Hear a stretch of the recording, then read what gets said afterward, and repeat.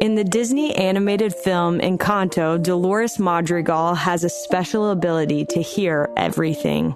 As members of the Church of Jesus Christ of Latter-day Saints, we've been invited to develop a special kind of hearing ourselves.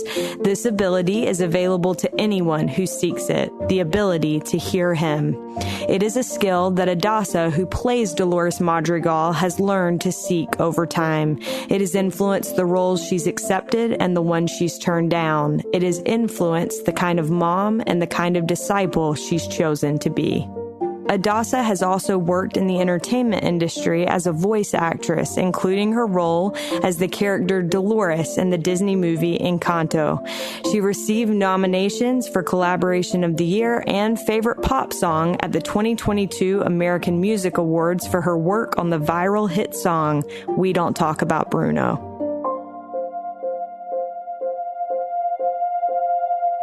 This is All In, an LDS Living podcast where we ask the question, what does it really mean to be all in the gospel of Jesus Christ? I'm Morgan Pearson, and I am honored to have Adassa on the line with me today. Adassa, welcome. Hello, thank you for having me. Well, this is such a treat for me. I feel like I've watched your music videos, and you're so incredibly talented. So I'm so excited to have the chance to learn more about you and your background.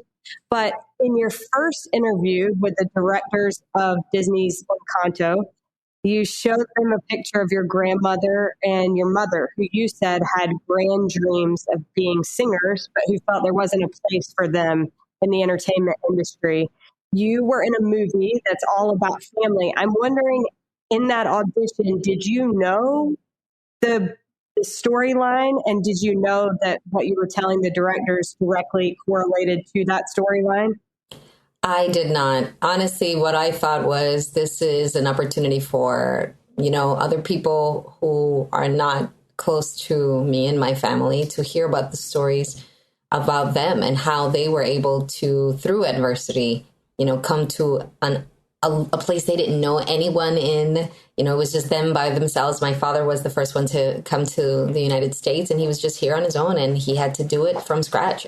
Honestly, I just wanted them to know who they were and the sacrifices they made for us to have opportunities here in the United States. And so now, honestly, my parents are not perfect. And I don't think anybody can say that their family is perfect. But that is exactly why we come here to Earth, is to learn our lessons, is to grow, is to hopefully become change people, to learn from our mistakes. But I'm grateful that they did have the resilience to come to a country they knew nothing of and no one, and be able to make it in such a wonderful way. And so that's what I was completely focused on talking to the directors, which was, I need you to know their story. And after I told them this story and I showed the pictures of my grandfather, my grandmother, and how my mom wanted to be a singer, my grandmother wanted to be a singer, and those things just weren't in the cards for them, that still, I was like, no, I'm going to carry the torch for them. And then afterwards they were like, okay, so are you going to sing? And I was like, yeah, I'll sing.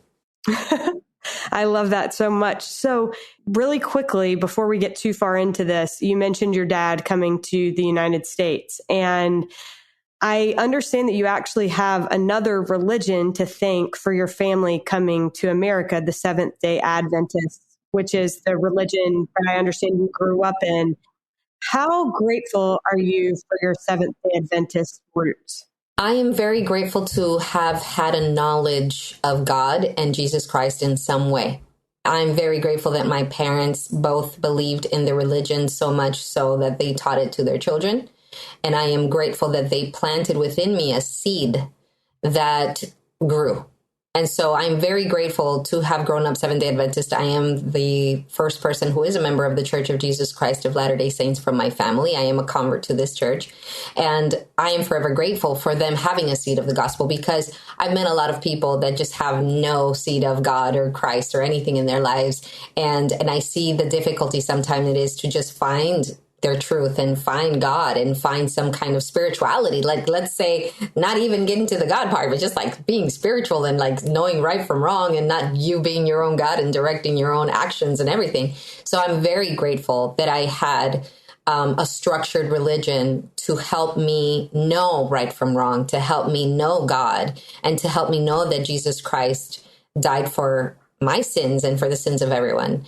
And then I am forever thankful to my husband, because once I met him and then I started meeting with the missionaries, because even though he had served a mission and he knew so much, he was like, I think you need the missionaries. I don't want you to be convinced into the gospel. I want you to find your own conversion. And if it is in the Church of Jesus Christ, let it be so. And if it's not, then I will also investigate your church and we'll see where we land. And that was how we began a relationship, was studying each other's religions and seeing where we would land. Because the first thing he asked me is like, if you feel that the Church of Jesus Christ of Latter-day Saints is not the truth and the gospel, will you leave your faith and would you be with me? And I said no. And he's like, okay, so then let's do this, because I was not willing to leave my faith if I didn't feel that this church was true, if this gospel was true. For me, that was it. It was like I needed to know for me. And I knew that regardless of the risk, I was willing to take it, because number one, I needed to know, even if it depends on having a person that I love not being in my life, I wasn't willing to make that compromise for God.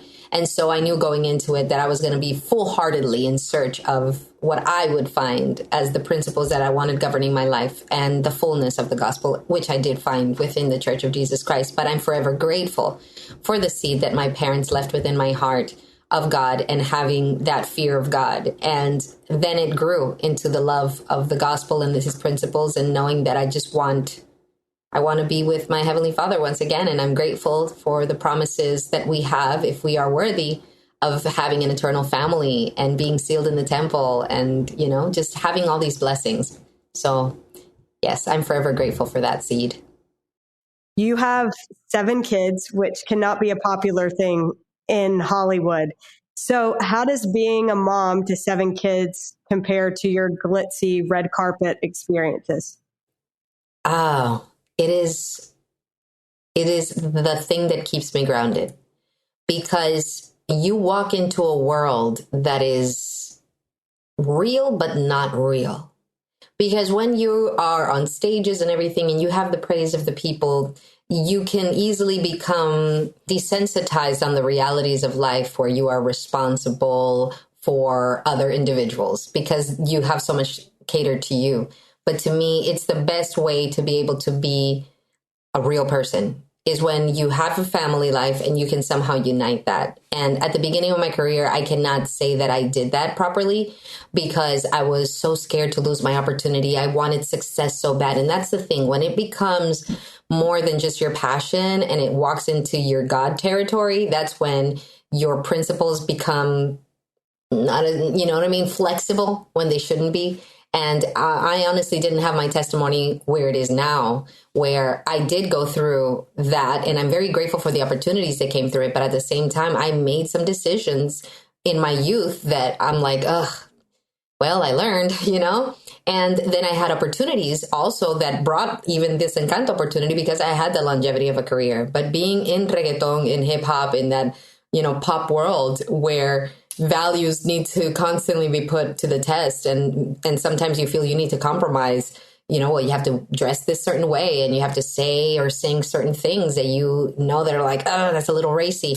And so I know that all of that is out there in the internet. And honestly, that was the hardest part, was for me to embrace 100% of who I am, was because I felt like I wasn't worthy of doing a Christian album. Like what I just released with Deseret Book, In Jesus We Are One. I felt so much apprehension, because I was like, I am so unworthy to even sing his name, because look, I've made mistakes. I've led a life that wasn't aligned with my principles. And how can I possibly now sing to his name and praise him? And I'm like, because we don't come here to be saints. We come here to be perfected. We want to become saints. And in that, we're striving every day to be as good as we can be, but we're not yet. And that is the wonderful thing about the sacrifice of Jesus Christ and the redemptive grace of salvation, because he died for our sins, because he knew we would not be perfect, because he's the only one that has been perfect. But we come here to be tried. And what are trials? There's things that we want out of life. We want certain successes. We want money. We want people to love us or whatever it is that it could be, or, monetary success, success in business. And sometimes your principles and God become secondary and then third, and then somehow they fall off the top 5, sometimes fall off the top 10. And so at the beginning of my career, I wanted so bad to be rich and to be famous and whatever it took. So what does it take when that's what you want? You got to study your competition. You got to beat them. You at least have to come up to their plate. And so when you're constantly comparing yourself to them and constantly in that rat race of who's better, how do I top them off, then you lose who you are. And then at one point I was just like, you know what, I've done enough in the music industry, but I got to a point where I'm like, I want to focus on my family. I don't want the rest of my life to pass me by chasing this carrot that keeps moving. And I want to focus on family. And so at that point, we only had 2 kids. My husband has one from his first marriage, and he's a wonderful guy. I'm so grateful that I get to be a part of his life and he lets me into his life. And we had our daughter. And so at that point, I was like, that's it. I stepped away from music, and we had 10 successful years in music. I'm not saying they were easy for a woman in that genre. It was like hard climb, but after taking that break and focusing on family, I noticed the difference. I started to read my scriptures full-heartedly. I started going to the church activities with my kids. I was able to go to church on Sundays because I usually traveled every weekend. And that just brought me to another level of spirituality, recognition, another level of dedication.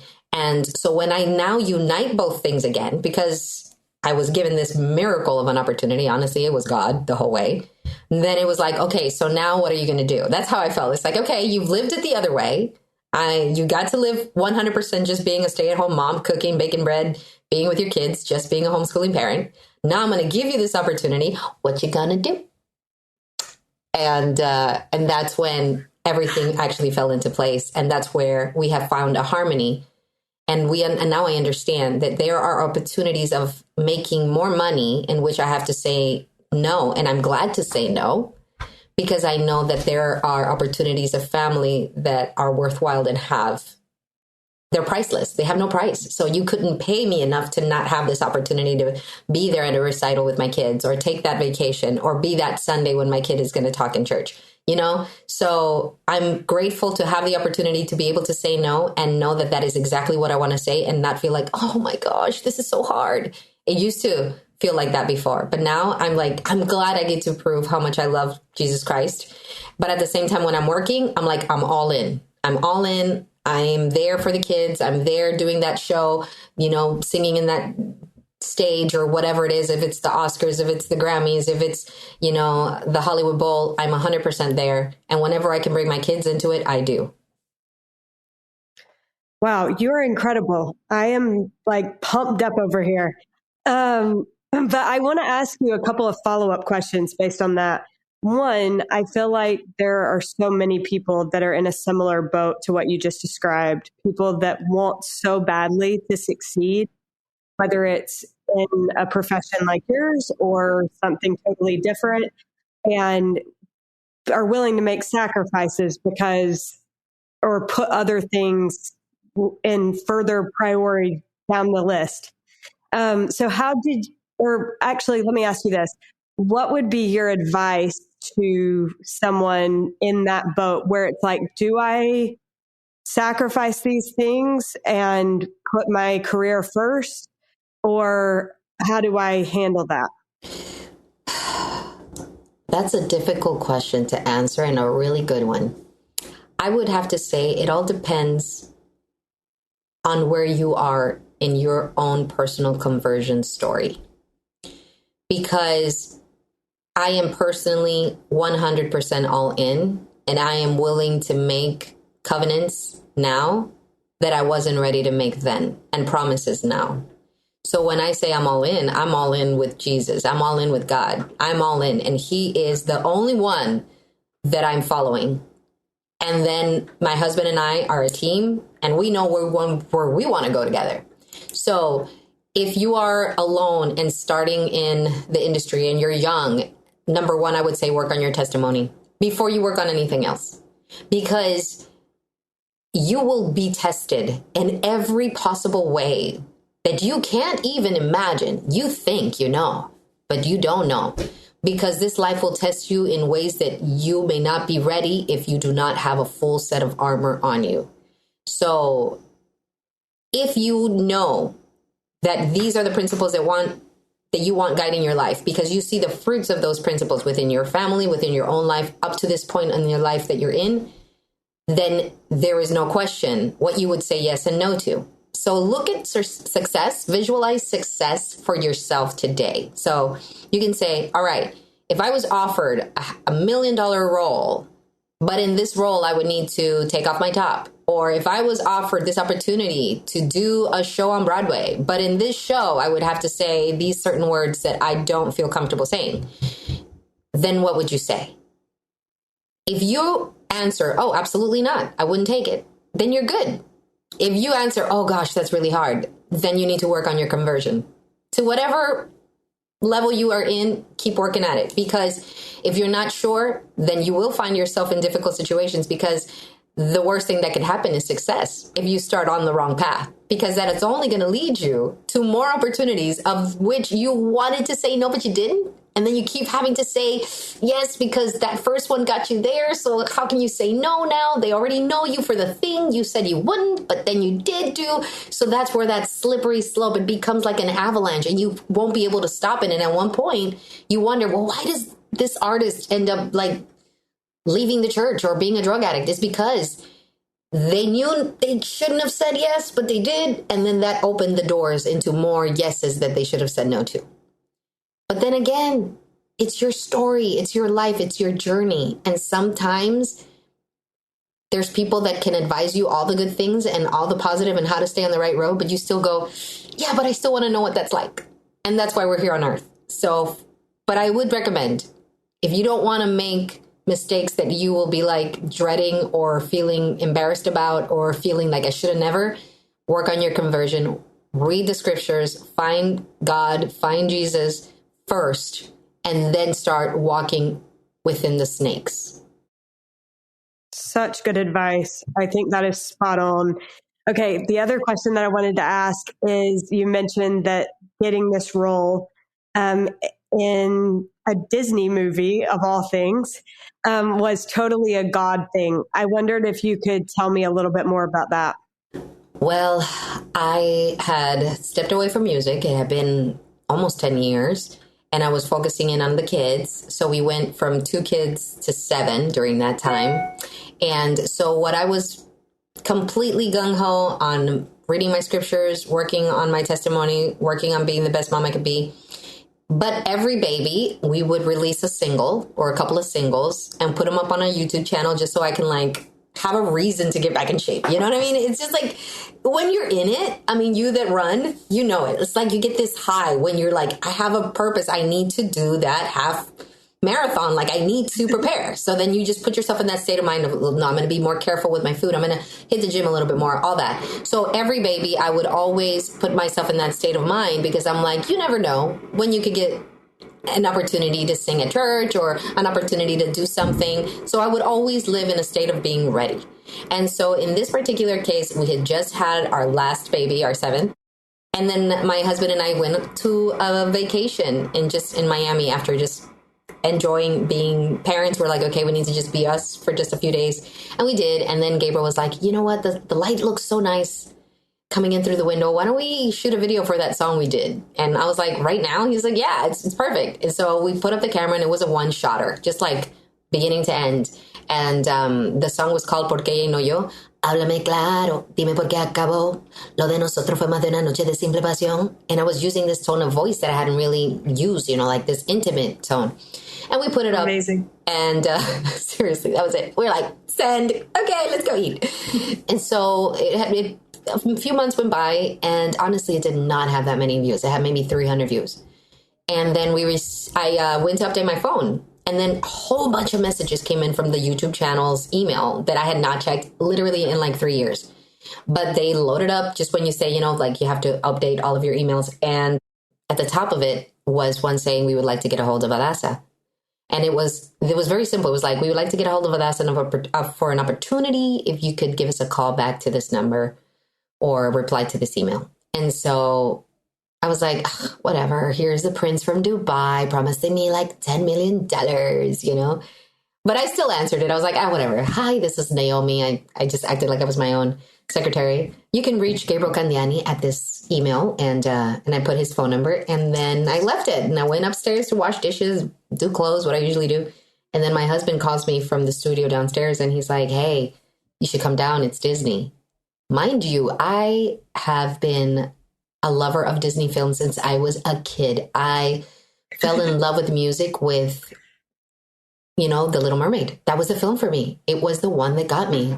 I wanted to be part of that world. I was that girl, But when I met my husband, before starting with him, I was just like, my determination was like, I was going to go to Stetson University and then I was going to be an extra at Disney. Like, that was it. That was the highlight. Like, that's what I wanted to do because I was finally going to do music and I was going to do it in the way that was tangible because I had tangible goals. I don't come from money. My family is very humble and simple.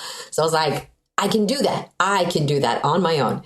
And then when I met him, he was like, let's go to some labels. And that's when I got signed to the record label business. And I was signed with Universal Latino and I traveled the world and I had a great experience. And that's when I stepped away. So that dream was like, I put a pin in it and okay, we're just going to leave that up there in the shelf.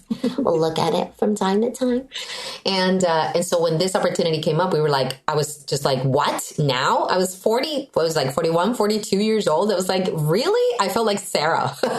No. I'm going to have a baby right now, like not in my cute years, like now. Okay. So then I was like, okay, let's do it. And so we immediately got into the booth. I recorded, we sent in the demo and it literally said we had 24 hours to send it in. And we immediately sent it. It was done. But under that email was said, like, in case of emergencies only, you can call this number. And so we sent it off and we didn't hear anything and we didn't hear anything. And like 3 hours before the cutoff time, my husband's like, we need to call him. And I was like, no. Yeah, I mean, this is the thing of the business. You don't hear back. It's a no. Accept the truth. They don't like it. That was me. And so he insisted and we called in and they were like, oh, I'm sorry. What demo? You sent in something? And we're like, oh, yes, I sent in my audition. And it had gone to spam and it became like an ongoing joke with the people at Disney because everything we would ever send to them was going to spam because we weren't whitelisted. So yeah, it was a miracle. Number one, my husband insisted. I'm so grateful. But the fact that miracle of all of a sudden this phone that I get updated, this email, and then we get sent to spam and boom, my husband's like, no, insist. And then after all of that, I was like, this is amazing. This is incredible. We get the call back. And I'm like, what? Because I thought, okay, they got my demo. We got through that one. But when we get the call back, I was like, no way. And that's when I prepared. And I wanted to tell them about my family. And so I was on cloud nine after that. But see, the Lord had a lot more lessons in store. The next day, I was feeling a little queasy and it'd been a few days feeling queasy. So I just thought I was pregnant. And my husband was like, no, we're going to have to get the Amazon truck. The big old vehicle that's a 16-seater that looks like the Amazon delivery truck. Like that is like that. We were going to get that. You'd be up to 10 people. Yeah, it would be too many. And so I'm like, okay, well, let me go to I told him, and this was literally the next day after this audition with everybody and meeting the directors. And I told them, I'm going to go to the ER real quick. I'll get a quick blood test because all the pregnancy tests were coming out negative, but it had happened on our second daughter that everything came out negative. And then literally on April Fool's, they call it April Fool's. And I thought it was literally an April Fool's joke. He was like, oh, congratulations, you are pregnant, So I went to the hospital and literally within an hour of being there, I wasn't able to talk. I couldn't walk. I started slurring my words and then I became paralyzed. I did not know what was going on. And we had COVID in that year. At the beginning, our whole family got COVID and it was tough getting through it. There were moments where we were like, whoa, are we going to survive this? But that moment was way harder. And so I mustered enough strength to kind of call my husband and I was stuttering every single word. And he was like, what's going on? They were still under COVID restrictions, so they wouldn't let him into the hospital. They ran tests, blood tests, MRI, CT scans. They were just trying to find it. And they were like, we don't understand what is going on. I think you're having effects from COVID. You might have long haul COVID. And I was like, what am I going to do? And they were like, we can't do anything for you. So I signed myself out. I put myself responsible because they wouldn't allow me to leave unless I did that. And so I was like, I want to go home to die. I thought I was going to die. So my husband wheels me out of the hospital, puts me in the car. We leave the other car there, which I'd driven myself. He had stayed home with the kids, and I went home to die. I literally wrote my will. I had some witnesses from church come and some friends of ours to sign the document where I stated what I wanted to happen with my kids, with our things at home. And then I just stayed home, and it was, I couldn't move. It was neck down. And then all of a sudden I would regain a little bit, the ability to just walk a little, and then it would just shut down. And if I tried to talk and walk at the same time, I would faint. And it was just this weird thing. Unreal. And it was horrible. And we had a 2-year-old during that time. She was barely going to be 2, our baby. And so we had a friend of ours, which is also our home teacher. He told us, you know what, I'm a paramedic, and I think you may be having like signs of like maybe a stroke. Let me go and take you guys to Vanderbilt. And so he drove us all the way to Vanderbilt. 14 hours later, more CT scans, more blood work. A neurologist came and he sat with me while my husband had been sitting outside for those 14 hours with the brother from church. And he sat with me and said, we can run a spinal tap. We can run more tests. But with COVID, there are so many unknowns. All we can do is just monitor and maybe give you something for pain. But I was like, I'm not in pain. I'm unable to function. And they were like, we can't do anything else. And so I came home. And so my husband and I started praying. The church, the whole ward started fasting. And we just asked Heavenly Father for revelation on what we needed to do because we didn't know. And so I started fasting. And then we started, like my husband started receiving these ideas. And I really feel like it was from Heavenly Father of what we should do. So we would have to figure out what is triggering the situation. And so we started figuring out what foods did, what I could do, what I couldn't do. So I started living off of shakes just the first month. 1 shake a day, that's all I could take. 2 shakes was too much. I would not be able to like digest it. And one day that I was feeling a little bit better, and I remember the day like it was yesterday, it was the biggest testimony that I have of my husband being the man for me for all eternity. It was that I told him, I need to take a bath. I just want to relax in the shower. And I was able to walk a little. And so I went into the bath, and I was just relaxing, and I was filling up the tub. And in that moment, I felt all my limbs go numb. And then I started sinking, and I couldn't pull myself out of the water, and I couldn't talk. And I just thought, I'm going to drown in my bath. And I thought, this is it. This is how I go. And I tried to muster enough strength to speak and to call out for him. And the water kept rising. And all of a sudden he walks in through the door, and he sees me, and I look up at him, and he just grabs me and takes me out of the bath. And he places me on the bed, and I just start crying. And I go like, I cannot believe this is going to be the rest of our lives. I'm just a head in a bed. I'm of no use. I'm completely useless. And he just looked at me the same way he would look at me when I was perfectly fine. And he said, if this is our reality, then we will deal with it. If this is the truth of what we have to live, then you don't worry about it. If all I can do is talk to you for the rest of your life, then that is all we will do. We will figure it out. And I was just crying, and he would tell me, just stop crying, it's going to make it worse. And he was right. And little by little, within a few hours, I was better. But instead of asking, why is this happening? That moment, I knew that I needed to start asking, what do I need to learn from this? What is it that I need to learn? Because I kept talking at God. I kept talking and saying, maybe it was this, maybe it was that thing I ate. Maybe it was, I was too excited the day of it.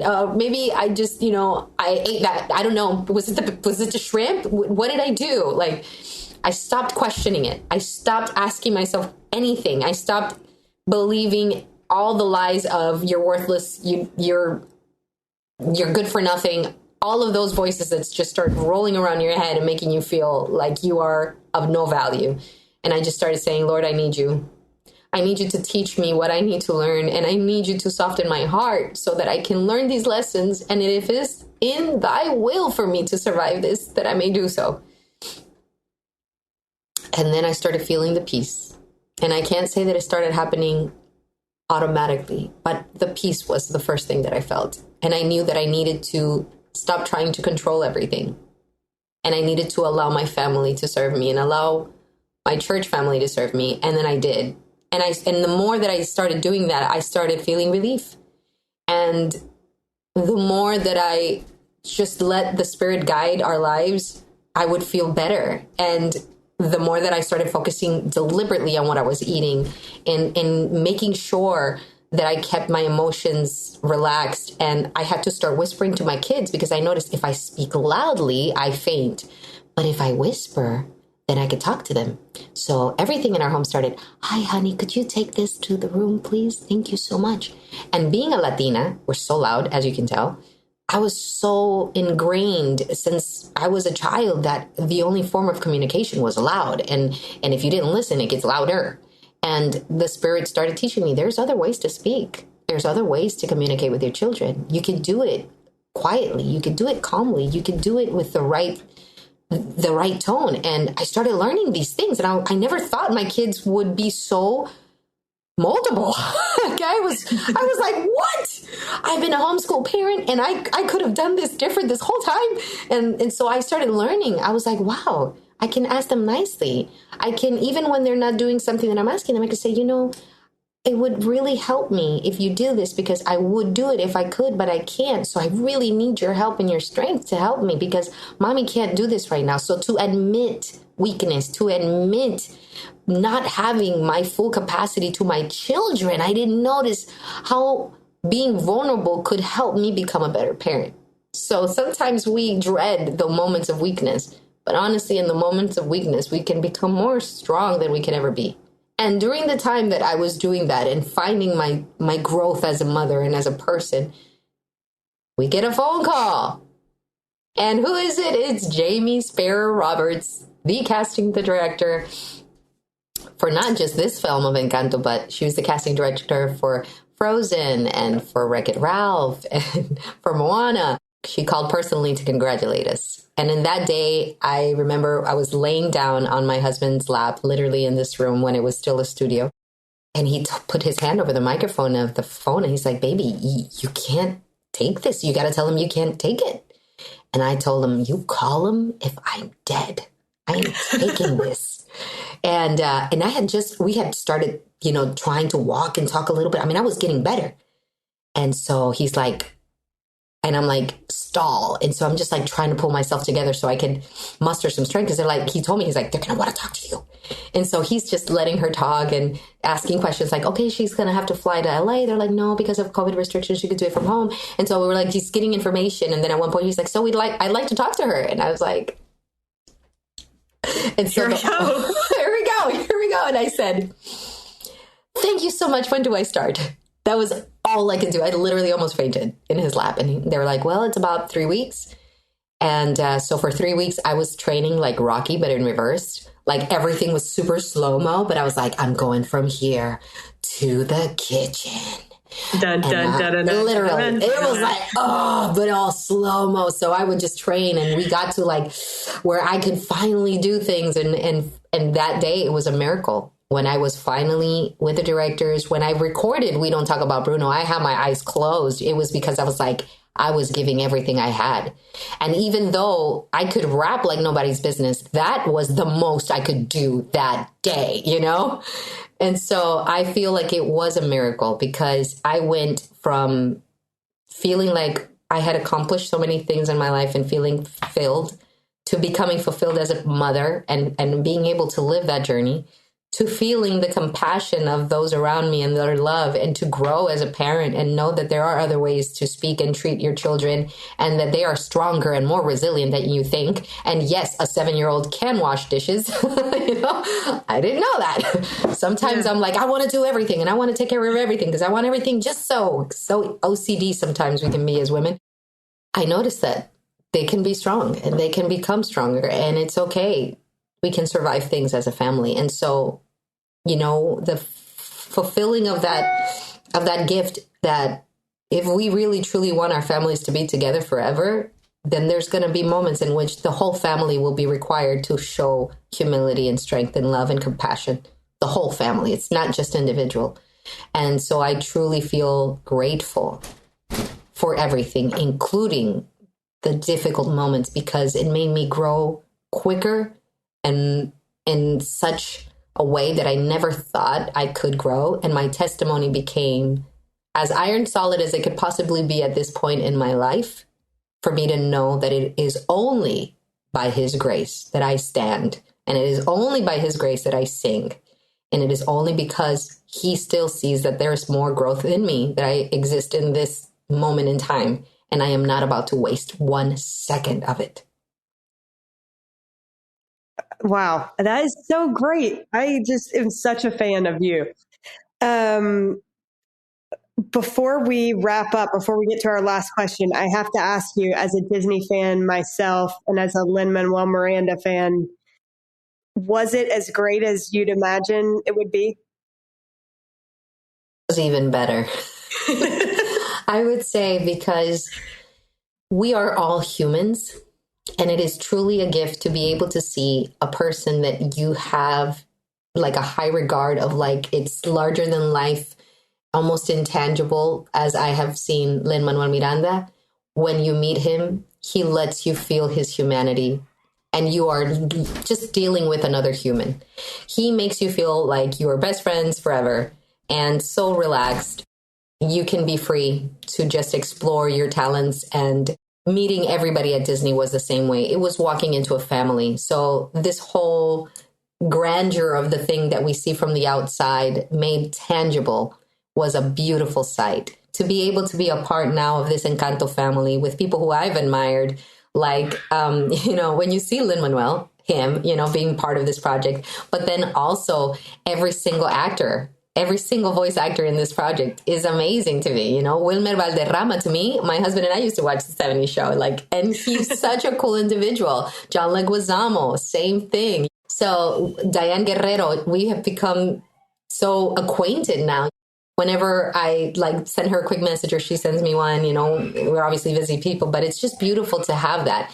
And so I will say that the culmination of being able to become that Madrigal family as we have was when we walked that carpet and we finally saw each other. Like, we were physically there in that environment together. And it was so beautiful to watch the film together and just appreciate each other's talents with a group of individuals who have also partaken of this beautiful tribute to a Latino family and the hardships that you endure through life, yet spoken in a way that is digestible for a 5-year-old, and for a 3-year-old to be able to sing along, but for your grandma to cry because she realizes, there are Brunos in the closet that we all need to talk about and let out of the closet, so we can become a stronger family. And then when we did the Hollywood Bowl special, that we were finally on stage together, and to have him kind of give, I would say, kind of like the blessing over this beautiful project and introduce us all. I think it was wonderful to be able to just share the mic, sing the songs together on that stage, reenacting that film that brought us together, and we will forever be bound together as a Madrigal family. So I'm forever grateful for these people. They are just people like us, but they all have been called to a special work. And so I'm just glad and humbled to be among them. One of these people that get to showcase our talents to the world, but also unite them in a common love of music and wonder. Well, I watched some of the clips from that Hollywood Bowl show as I prepared for this, and it was so fun, so neat. I can't help but think as I listen to you, Adassa, that it cannot be a coincidence. First of all, I think it's kind of wild. Like, most voice actors, I feel like their character doesn't usually look like them, but you look like your character. And when you are a mom and you're in a movie that your kids can watch and enjoy, do you think it's a coincidence that the opportunity of a lifetime came as a role in a Disney movie about a Colombian family when you are a wife and a mother who comes from a Colombian family? No, there are no coincidences. You just have to be ready. And I feel like when I started reading my scriptures really, really intensely, my husband one day, he had told me, and this was before all of this happened, after we recorded that single, he said, you know, you're really getting close to the Spirit. Lord's going to call you for something if you keep going with that. And I was like, babe, it's just these stories. They're like becoming real in my mind. I can't put it down. And I needed to. It wasn't just the stories. Now I know that there is more education that happens when you read from the Word. And when you get closer to the Spirit, there are things that happen within you that change. And those changes are for the better. I know sometimes we want to hang on to the natural man within us, but if we just let go of that and then just look to God and know that he can see us, he's not trying to change us. He's trying to magnify who we already are. That's the thing that a lot of people have confused, that like God is some tyrant and that he just wants you to be like a chair that he can mold and sit on. It's not that way. Actually, God sees you and says, look, if you just let me help you, you can become the best you, because I can see who you can be. And if you allow me to work in your heart, and if you allow me to show you the way, you will be the most joyful with what I have in store for you. Or you could do it your way.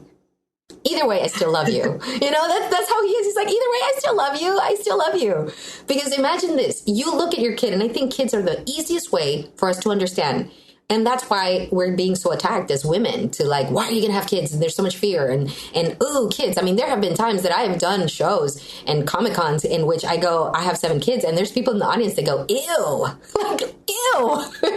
Which is appalling. It is, but it happens, and it's okay because, you know, we have become programmed almost in society to dread being a parent. Like, you're going to lose your liberties, and it's not. You're going to lose the person within you that is keeping you from becoming the most you can become. Because when you let go and let God, and you allow your children to teach you, and you notice that your children sometimes are right, and you admit it, you become a bigger and better person. And so I have felt that he's given me the opportunities to grow. And through the children, that's how he's done it for me in a big way. And I feel like I am a better person because of it. But I never thought in a million years this would happen. But I know for sure it was not a coincidence. But he was preparing me. And I think the last of it was preparing me, even mentally, to deal with all the opportunities that came after. Because then I was ready to say no when these 7-figure deals were coming in and opportunities 6 and 7 figures. And I was saying no. And I knew that I was becoming ready for that because I wanted to say yes to the right things. And so at first, after this success happened, it was just a lot of roles and a lot of opportunities that I was like, this is what I've been training for. And I knew this was my rocky experience. This was the rocky experience. This is when I was like, boom, boom, no. And I was knocking it out. And I knew, I was like, nope, this is not the right thing. This is not it. And my husband and I were like, we know it. If we get to just keep the modest life we have, we're good. We're hanging on to that. And if the Lord says this is where you need to live because this is the life that you need for your kids, and I'm like, yes, this is what we're going to hang on to. And I'm not going to say yes because all of this money is waiting for me, because I don't want to be known for that. I want to be known for what is good and what is right. And after saying no, no, no, no, no, no, no, and then all of a sudden my husband and I said, it's time to do an album. And we started working on an album, and it was like, you know, just popular music, which is what I've always done. It's like this pop record. And then all of a sudden we felt like, nope, we were almost done with it. And we're like, no, we need to do a grateful album. And that's when we did In Jesus We Are One. And just being completely grateful to Heavenly Father for saving me and for giving me this opportunity. And it was just grateful to Almighty God for his blessings. And when we did that album, then all of a sudden we received this call through our agent and through Deseret Book. And they were like, hey, the Mormon Tabernacle Choir would like to know if you're available for these dates to go to Mexico and to do a world tour with them. And I was like, and this is the opportunity we were waiting to say yes to, you know? And I felt forever grateful because I knew that I was clean, and I knew that I had been walking the path that he wanted for me. And all those no's led me to the yes that truly mattered. And when I stepped on that stage with the amazing Tabernacle Choir at Temple Square, and stepped on that stage, and I saw those saints in that group, and also the people that came that are not from the Church of Jesus Christ, but were invited to be a part of that moment. And those nights were filled with people singing and enjoying good music that elevates the spirit. And I was one of those voices among them, and I will be forever grateful for that opportunity. And then we closed out in Salt Lake City. So yes, every opportunity that you say no to because it doesn't align with your principles will open the doors in ways that you will never believe to a yes that you can gladly say, I knew that I was waiting for this yes. And it will forever change your life, because it did mine. And everybody in their own lives doesn't necessarily have to have a magical experience like Disney to know it is magic and he is real. And every single thing happening in your life right now, as hard as it can be, will be for your education and will be for your good, because he loves you. He loves you more than you know. And he knows who you are. And he just wants you to become the best you can be. Well, Adassa, I feel like you just answered our last question. But the last question that we always ask on this show is, what does it mean to you to be all in the gospel of Jesus Christ? And I wonder if you have anything else that you want to add about that. All in to me means that even if you have to leave behind people because they don't align with your principles, and sometimes those relationships have to take a second stage to your conversion, know that he loves them too. And there's no such thing as time. It's just a construct of this mortal existence in which we're in. But he sees every single one of his children and he loves them. And for me, being all in is being all in with my gifts, with my talent, with my knowledge, with my heart, with my time, with my money. I know that in him, he will multiply every single gift I have, every cent, every good feeling, like the loaves and the fishes. And I leave everything I am in his hands so that he can magnify with his spirit. And that's what it means to be all in for me. Adassa, thank you so much. I have enjoyed this more than you know. Thank you for the opportunity. And I'm so grateful just to share my grain of sand with all of you. Just know that you are worth it. Life is worth living, and we are here for a purpose. And he loves you. You're awesome. Thank you so much. Thank you. We are so grateful to Adassa for joining us on this week's episode. You can find Adassa's new Christian album, In Jesus We Are One, on streaming platforms or in Deseret Book now. We're so grateful to Derek Campbell of Mix It 6 Studios for his help with this episode, and we look forward to being with you again next week.